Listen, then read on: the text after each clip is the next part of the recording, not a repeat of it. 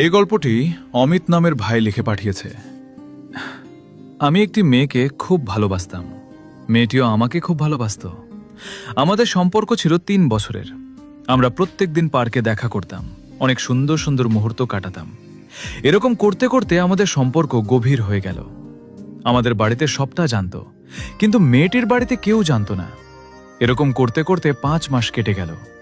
আমাদের বাড়ি থেকে মেয়েটিদের বাড়িতে বিয়ের প্রস্তাব নিয়ে গেল। মেয়েটির বাবা মা ছিল অনেক বড় লোক, তাই তারা এই বিয়েতে রাজি হলেন না। প্রত্যেক দিনের মতো আমরা পার্কে দেখা করলাম। আমি মেয়েটিকে বললাম, তোমার বাবা মা তো মেনে নিচ্ছে না, তাহলে আমার কি হবে? মেয়েটি কেঁদে কেঁদে বলল, আমি তোমাকে ছাড়া বাঁচব না। তারপর আমরা বাড়ি চলে এলাম। মেয়েটি বাড়ি গিয়ে তার বাবা মাকে বলল, আমি ওই ছেলেটিকেই বিয়ে করব। মেয়েটির বাবা তাকে এক চড় মেরে ঘরে বন্দি করে দিলেন। তার পরের দিন পার্কে এসে দেখি সে আসেনি।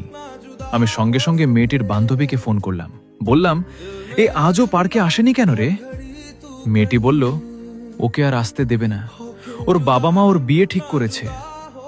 কথাটা শুনে আমার পায়ের নিচে থেকে মাটি সরে গেল। ১ সপ্তাহ পর শুনি মেয়েটির বিয়ে হচ্ছে, ওর বান্ধবীরা স্টোরি মেরেছে। ওই সব দেখে আমার চোখ দিয়ে জল পড়তে লাগলো।